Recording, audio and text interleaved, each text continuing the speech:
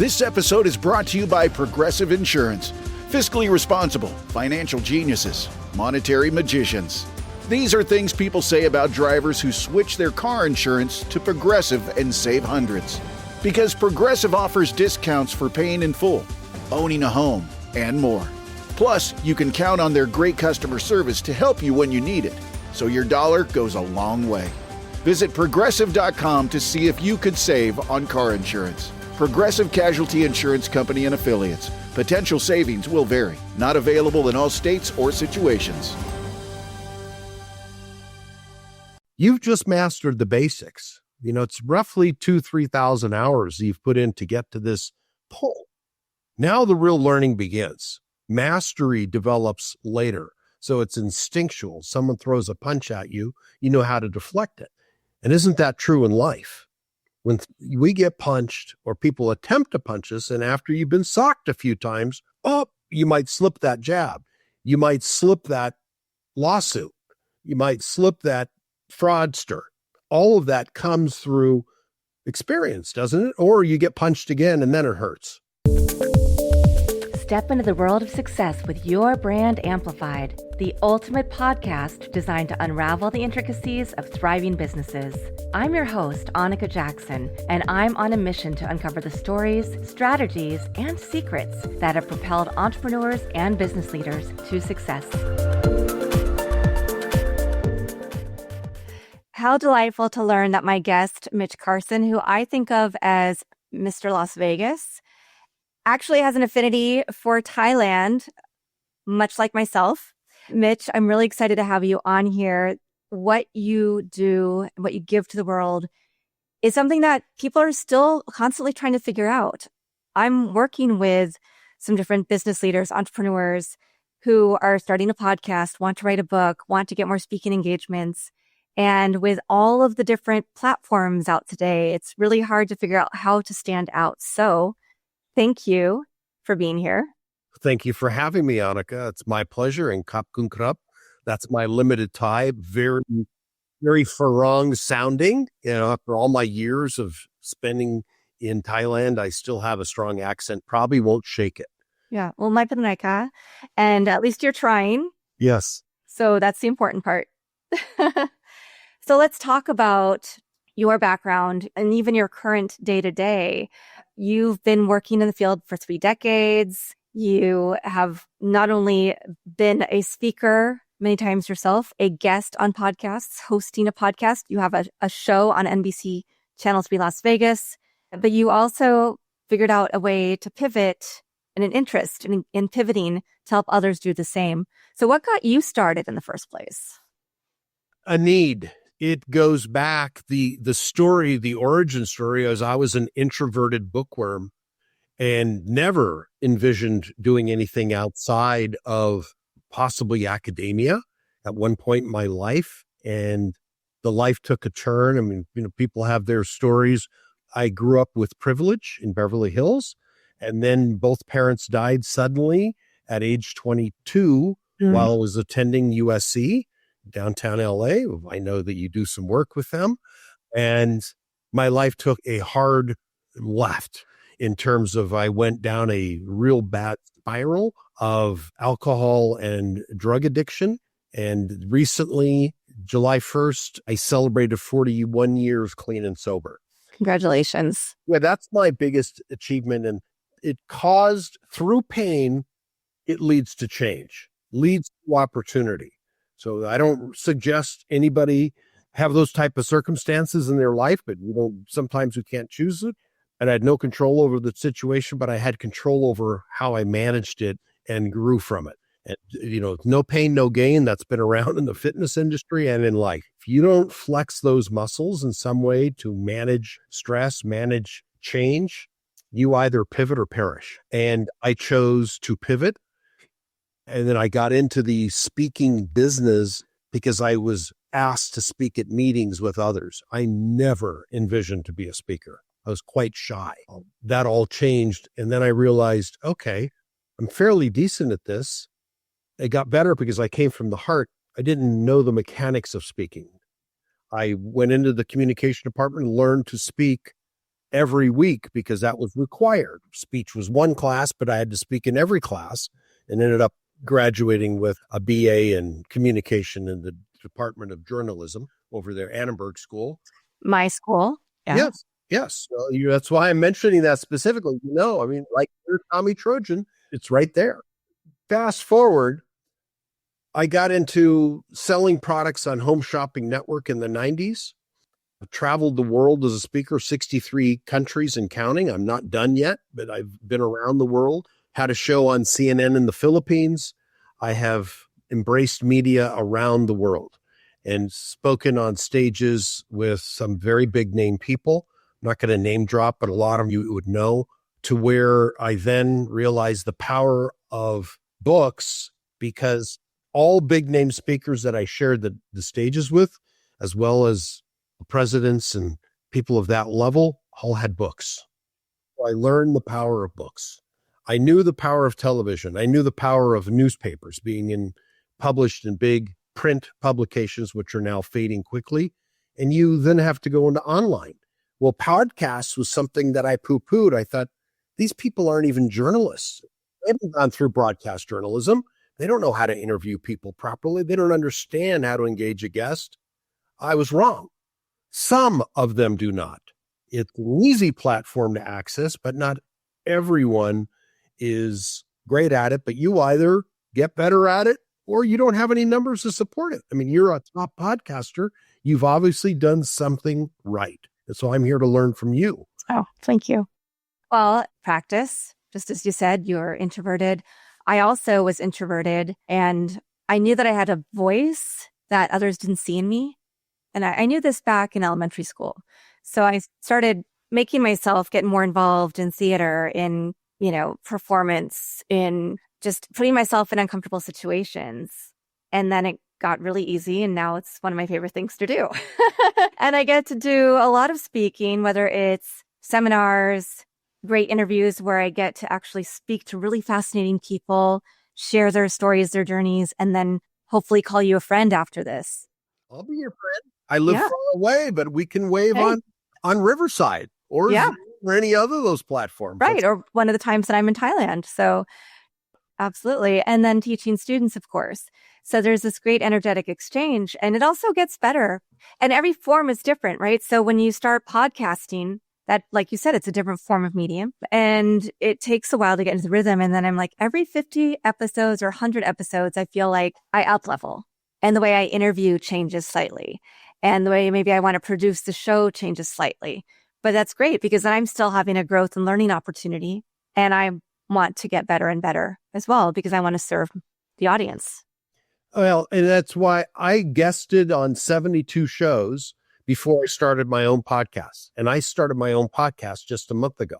But I've been interviewing 3 to 5 people a day because I'm crazy and I want to get good fast. I don't like to wait. I'm a doer, not a thinker. I'll discover the thinking later. I'll sort it out. I'm probably doing a lot of things wrong, but I'll get better at it. And there is a book by Malcolm Gladwell called The Outliers, and he has a component that I can relate to. It's called 10,000 hours. If you've put in the time, like you just mentioned, you're a prolific podcaster. You've got all the rankings and validation out there because of your numbers. You've got all sorts of services that you're able to add on. You have sponsors. You have risen to the top of the podcast platform. Others, most never make it there. And the 10,000 hours is you've got to put in the time to realize this. And it was so true. I taught martial arts for years. That's how I worked myself through college. I taught Taekwondo downtown at the Jonathan Club. So I was a member as a little boy. My grandpa was a member. So I worked out there and then ended up teaching a class. And one of the things that I mentioned to all the people that I awarded their black belts to, you've just mastered the basics. It's roughly 2,000-3,000 hours you've put in to get to this pull. Now the real learning begins. Mastery develops later. So it's instinctual. Someone throws a punch at you, you know how to deflect it. And isn't that true in life? When we get punched or people attempt to punch us, and after you've been socked a few times, you might slip that jab. You might slip that lawsuit. You might slip that fraudster. all of that comes through experience, doesn't it? Or you get punched again and then it hurts. Yeah, it's a great analogy. And it is so true. I work at this craft. I don't just sit on my laurels, right? And that's what you have to do particularly if you're an independent, small podcaster, funding it yourself, right? To start, you want to try everything out. I know that's something that you also mentioned is you wanted to try all these different formats and all these different things to make sure that there was something that had value to you and then also to the people that you now work with. So you have, books out, you have a podcast now, you've been a prolific guest, you've hosted many shows. Not all uploaded, but I've recorded about 100 shows. Wow. Yeah. All done in a short period of time. Yeah. A very short period of time. So talk about how that led you to helping other people achieve their goals of being on stage, of monetizing their businesses by having a bigger platform. I got into, as a professional speaker now, a little over 41 years, been doing this. You're getting paid to speak and more as a salesman from the stage. I do keynotes. I've done everything in the speaking business. I've produced and or spoken on over 2,000 stages in my life.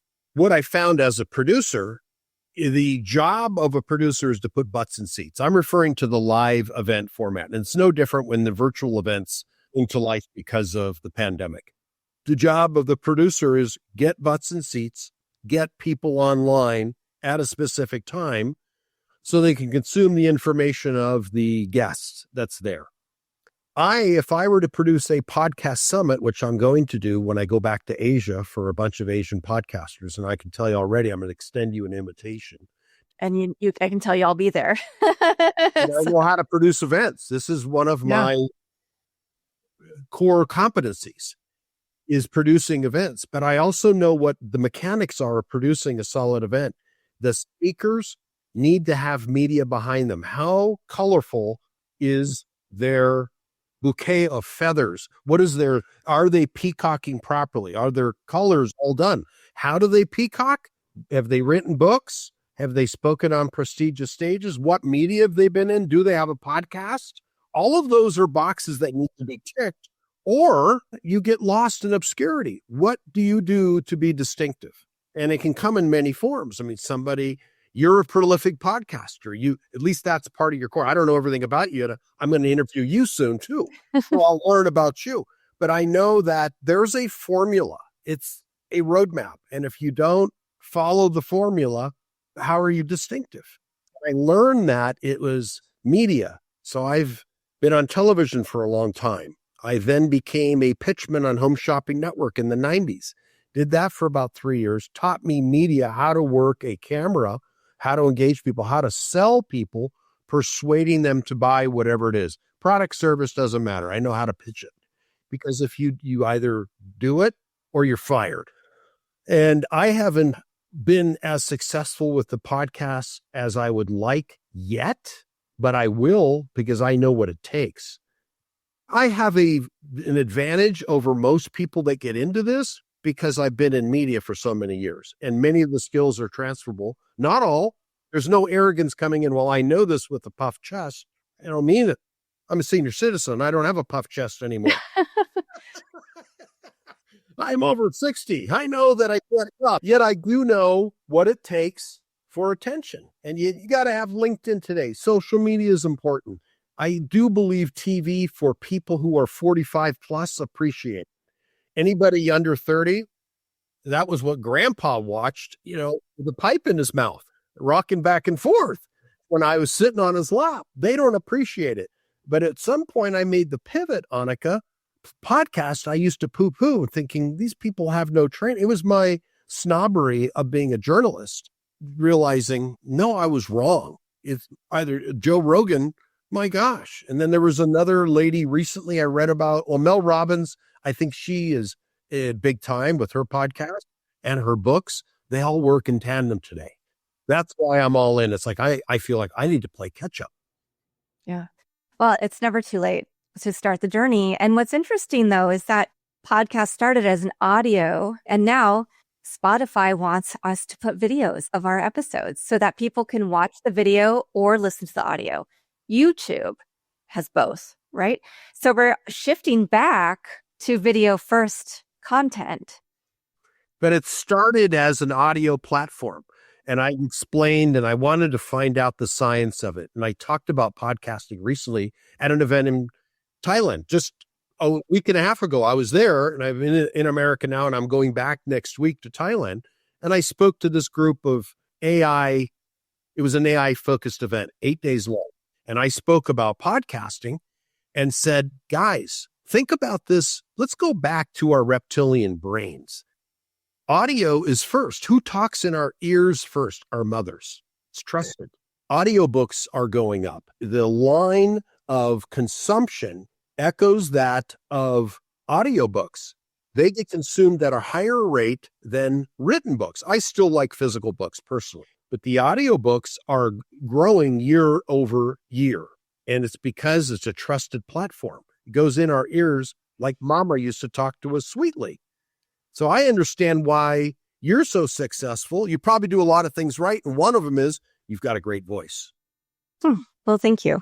Yeah, Appreciate you do. that. You have a mother's voice. You mentioned that you're a mother. No surprise. It's a trusted voice. You've got a trusting face. And the visual component, you're a nice looking lady. I'm not flirting, observing facts. You're a nice looking lady. All of that matters when people want to connect. Looks matter.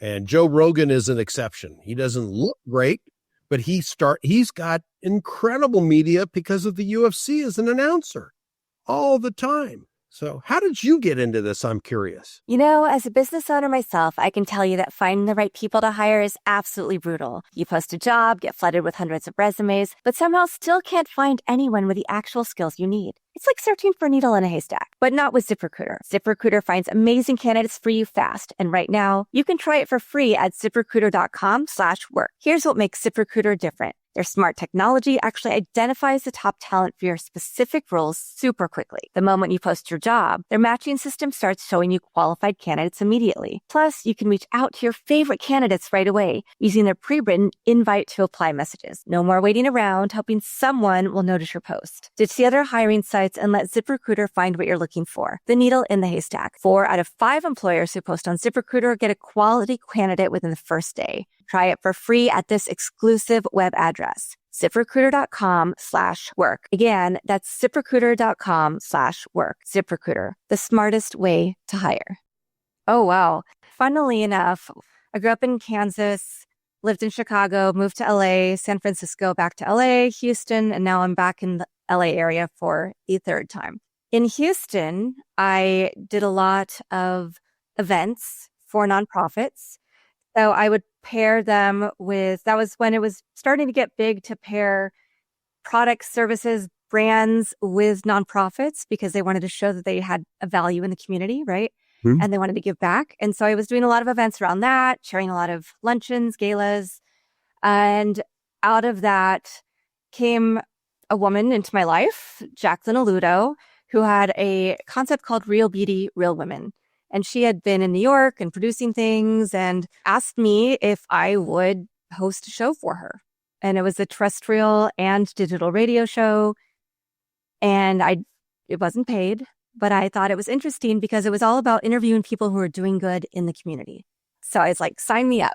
And then the show got bigger and we started having sets and doing Facebook Live. She was very professional. We had a commercial, we had an intro with the hosts and the sub-hosts coming in and introducing us. And then we'd have commercial breaks. So for the viewer, we'd move from set to set because I had a social club in downtown LA, not a drinking club, but really for people to, when you move to a city, it's hard to connect and find the right people who want to do the same things with you, whether it's go to fashion events or support local charities or propel your business forward. So we had a fairly large space for that. And so we would do a segment, put on commercials and run to the next room, do another segment. And it was really fun. And that was the first time I had emceed things. One of the biggest things I emceed was Play Girl Magazine's 25th anniversary search.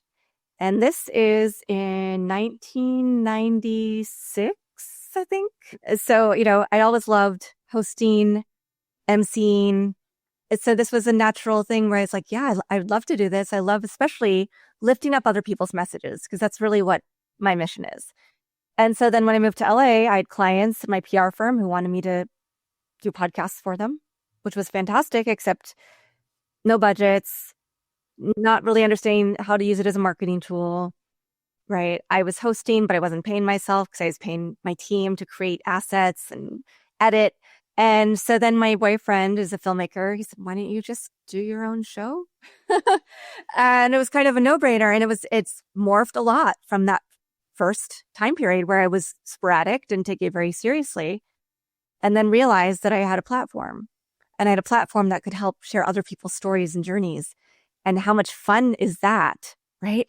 How much fun is it to get to meet people? And now I have this amazing network of people all doing great things so I can go back to and introduce them to other people or just have a call to see how we're doing and how we can support each other. So that's really how it started and that's how it grew. And then now I have a podcast at USC as well. And I'm starting a podcast about AI and education. Oh, great. Yeah. And I didn't mean to switch the table. Yeah. I'll do that later. My type A personality reared its ugly head. You can tell that you're used to hosting. And I imagine this is how you get people to feel really comfortable with you if they're thinking about hiring you to help them and propel them, as you've coined kind of instant celebrities. Yes. Well, it's a multi-pronged effect. It builds around a book. If you truly want to be an expert in most fields, my experience has been are you published? In the world of professors, I mean, you work at USC and teach there, you either publish or perish as a PhD. In the world of experts or authorities, you have to be out there in the media. Today's easiest platform to get into is podcasting. To be a host on TV is years of work and luck to get a position. It's not easy. Even though it's not as revered as it once is, I think it's still difficult. The path to get there, to be a host, you got to do a lot of grunt work. You got to put in pay your dues. There are intern work, starts. Still at the TV stations here in Vegas, they have interns running around because they want to work in TV and they're paid nothing or squat. Whereas podcasting, you can start making money very quickly. When did you turn it to money? Here you go. We will definitely talk about all of this on your podcast. I know these are some questions that you had for me. And I do love this, but I really want to hear more about you and what you're doing and what you've seen over time. You've been telling us a little bit about this, but going back to, you said that you've been in Thailand, but you came back because you're recording for your show. You're also working with some clients. What does that work look like today versus what it looked like when you started helping others? I, for years, was a professional speaker, traveling the globe, selling my services or products to audiences, mostly in the marketing arena. I owned an ad agency in LA for years until 2008 when I sold it to Halo Branded Solutions, which is a listed company. They're about $1 billion in revenue, and they swooped me up, all because I started the D word process called divorce and had to pay off that situation. It happens. I was married to my lawyer. I'm super smart. And the problem is she went to UCLA and I went to SC. But kidding aside, but I learned, Annika, the process of speaking, books, having a platform, all coexist. Yeah, you have to have it all. You can speak. I found great success doing LinkedIn live events. That's another platform. I use that. That was good. I enjoy the in-person where I can shake somebody's hand, much more gratifying personally, because that was my background. I learned the virtual game because of the pandemic, and that's fine. And today we're in a hybrid world. I still like an event that's in person. As I mentioned, I'm going to produce a podcast summit. You, of course, have already got an invitation. There will be several that'll be able to share your success and then turn it into money later, hopefully. But the importance is, how are these people celebrated? What makes somebody different? Because in the world, you've got to have the most colorful feathers back there. I mean, how does the male peacock land the female? and screaming. Have you ever heard a peacock scream? You can hear them for a mile away. Oh my gosh, they're loud. Yeah. And the noise, how do you separate yourself in the noise? And the podcast platform is fantastic. It's the easiest way. I make connections with somebody right away. It's one to many. Well, it's one-to-one to start, and then you access their many clients. So what I do today, why I bring clients in, is I'm meeting a bunch of people. I'm a host on NBC Channel 3. I have a show called The Amazing Authorities, and I have a show called The Amazing Authorities Podcast. It links. That doesn't air on NBC, but the clients that are coming in will be on NBC. And I'm a contract host. I'm not an employee of NBC. I'm a host of contracts. I air my shows through them just for that distinction, for clarity. So I don't have, their lawyers calling me. Disclaimer, clarity. But I also guarantee exposure in 2 days on all 4 networks here in Vegas: CW, NBC, ABC, and CBS. Fox, I don't work with. They're a bit challenging, but the other 4 networks, the CW and NBC are under the Sinclair Broadcasting family, but ABC and CBS, I have great relationships. Those are live shows here in Vegas, and they know if I bring a guest in, they're already vetted and trained for media, because speaking for 4 minutes or less is a skill set. It's not like a podcast. We can interrupt each other and have fun. It's conversational. Not for TV, ladies and gentlemen. You have to be on point, speak in sound bites, and follow the lead of the host. You can't be a motor mouth, or you'll never be invited back. And it's a leverage tool for authors. I typically work with authors or people that want to expose their podcast to a greater audience, to show real logos, because I have an issue with people that use logos. They send out a press release across the nation and say, I was on ABC Channel 7 in Wichita. Right. No, you weren't. You wrote a blog post. You sent out a press release over the wire. It got picked up by some affiliate links. Yeah. And that's not legitimate press. You can't claim that logo. Or you commented on the blog for Fox. So what? That doesn't mean you were covered on Fox. One speaker I saw, and this is what happens out there. He said, I was on CNN. I said, really? I said, who were you with in Atlanta? I said, I had a show on CNN Philippines for a season. I said, when I was over in Asia. And he said, well, I was on CNN in America. I said, really? He goes, yeah, when CNN was on TV, I sat on it, sat on the TV. So he was on CNN. Oh my gosh. Funny, but it depicts the reality of people stretching their media coverage. Absolutely. So how do you become the true authority? You said you need to start with a book. Do you help people with that process? Yes. I've ghostwritten about 60 books. I've also do one-on-one on occasion in the industry, only nonfiction, not a fiction ghostwriter.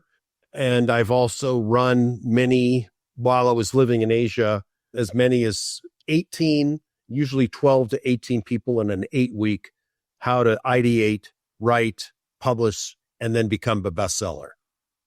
Guaranteed. All international bestsellers. So I have people in various countries that'll help with the process of taking somebody to bestseller status in multiple countries.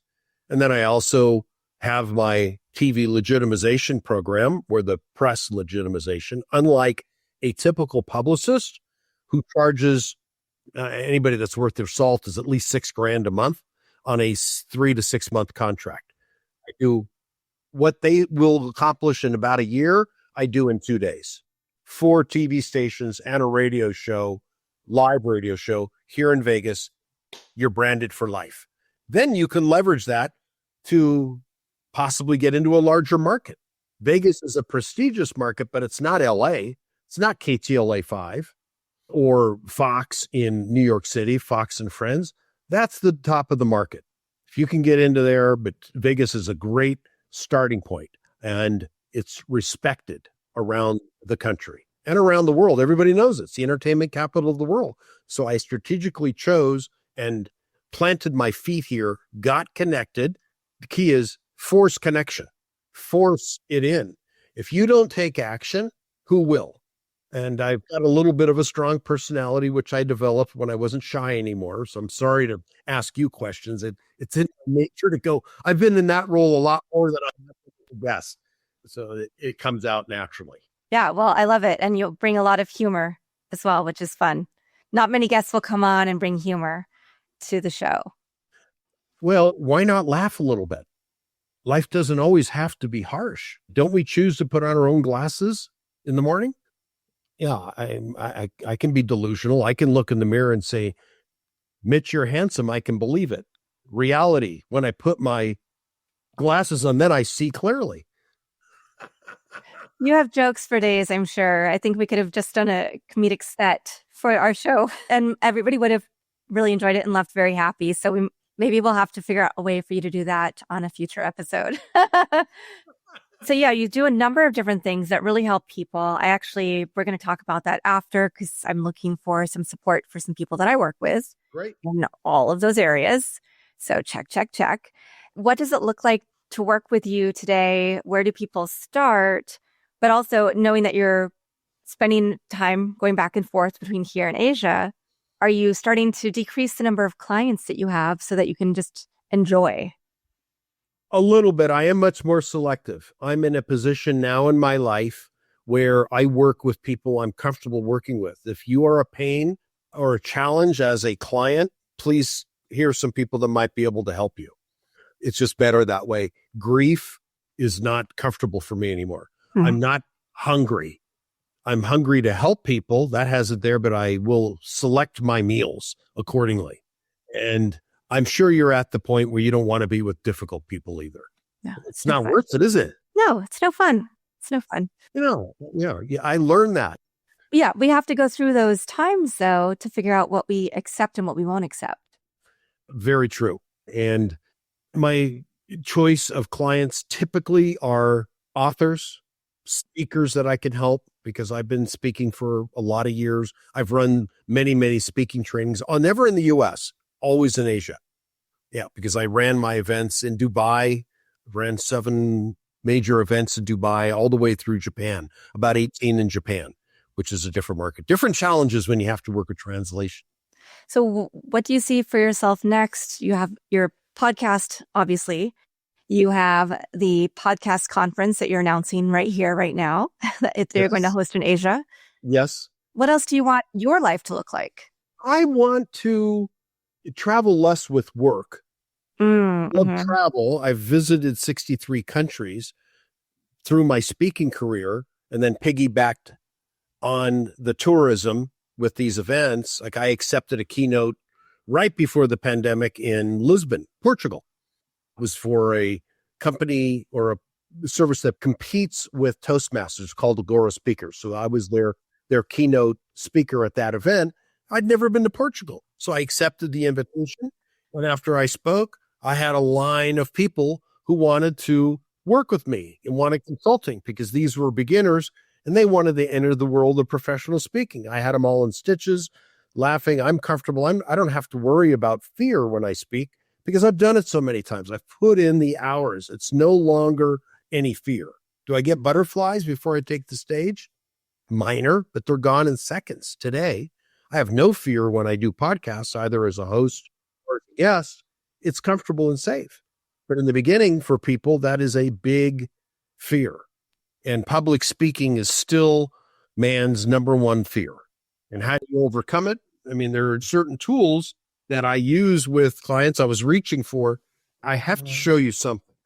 It's not typical, but when any of my speakers have challenges, and in some cases, if the audience is a little uptight, I share with them my travel chicken. And yes, little squeak toy stands up. See, you couldn't hold the smile, couldn't hold back on the smile. Just have a little bit of fun in everything you do. So I travel. This is in my bag. It never leaves me. It's with me. If someone isn't smiling and if I'm sitting working in the Starbucks, I squeeze this and somebody looks over. What? Everybody smiles. Everybody smiles. So my goal today, Annika, is to affect somebody in a positive way every day, whether I'm paid or not. I travel. I have all these. It may sound corny. What am I doing? What's this man that, he already admitted he's a senior citizen and he's using a rubber chicken.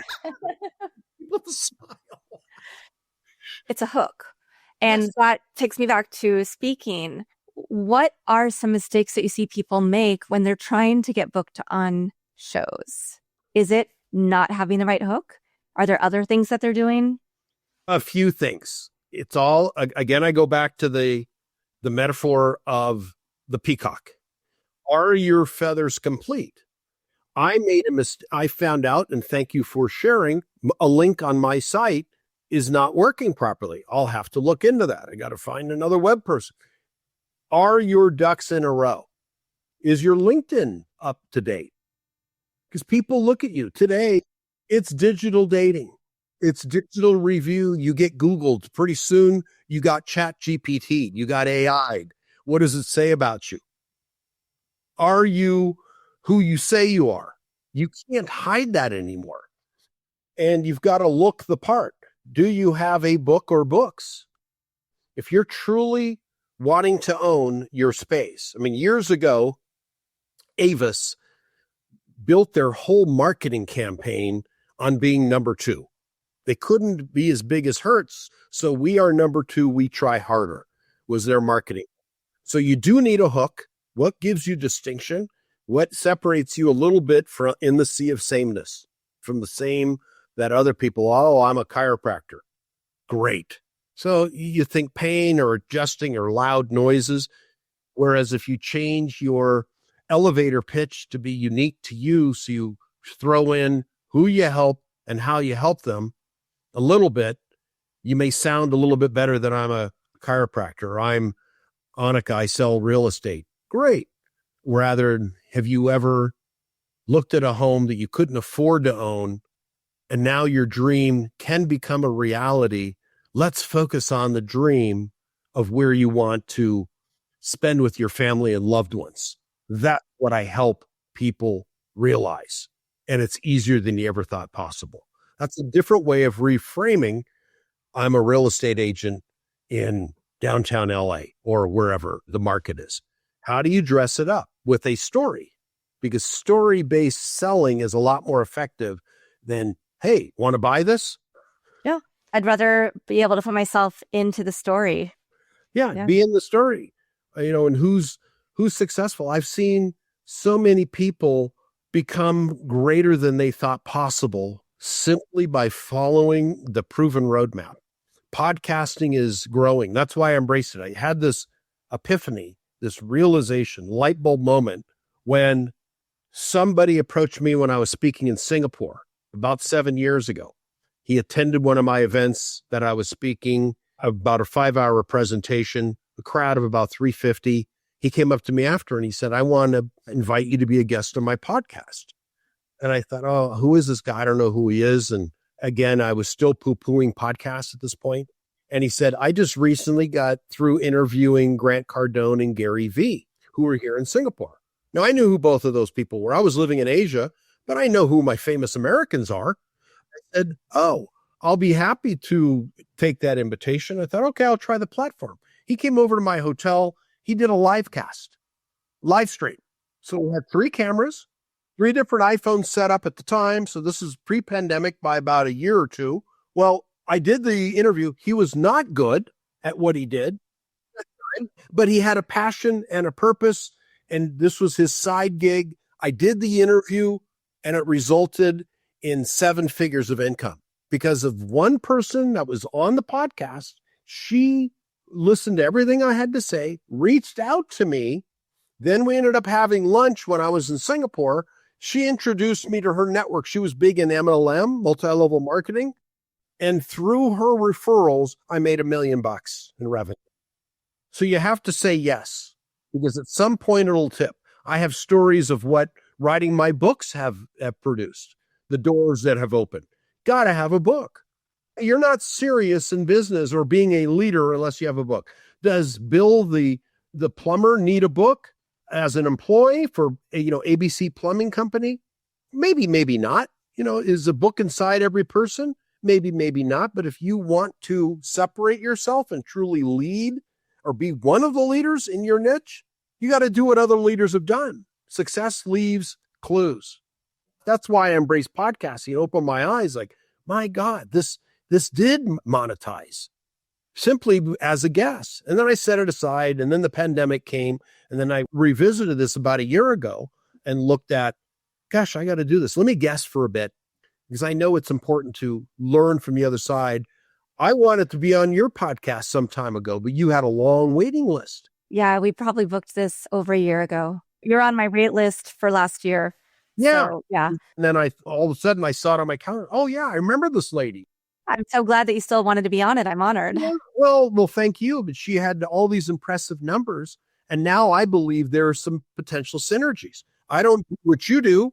And there's some things that I might be able to offer you. Listen, I do want to have you on this podcast summit of exceptional podcasters.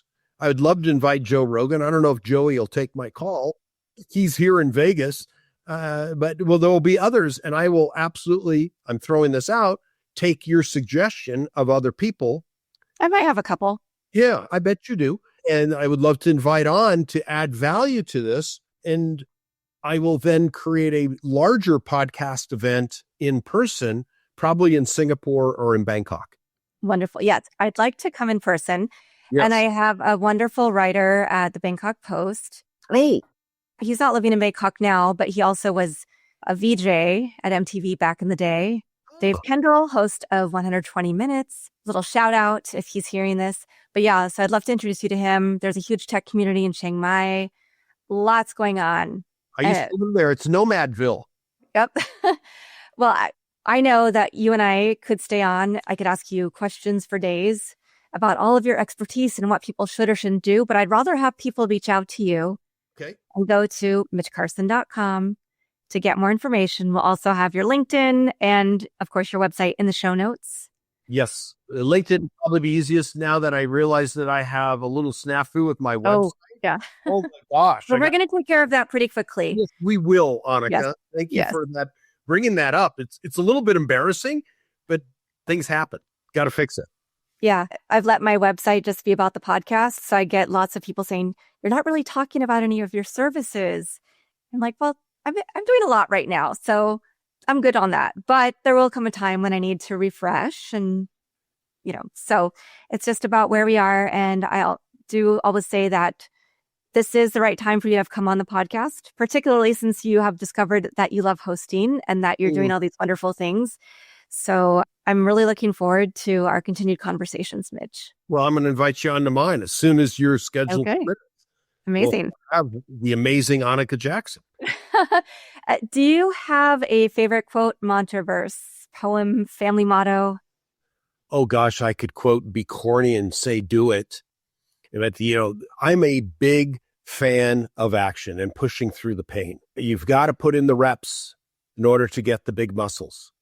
And if you don't put in the reps, you're not going to get big muscles. I love the gym metaphor. And it also goes back to my martial arts training, and I'd had a school for years. You don't get to earn your black belt overnight. You've got to endure some broken noses if you go that route. I've had a few, and some bumps and bruises to get there. Got to pay your dues. I suspect as an early podcaster, you learn some lessons to where you are today being a prolific professional podcaster. But in the beginning, it might have been hobby, but you got to put in the time. And I'll quote Thomas Edison.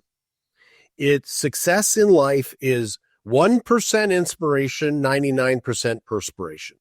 That's my favorite. It's not easy or it's not difficult. It just takes perspiration.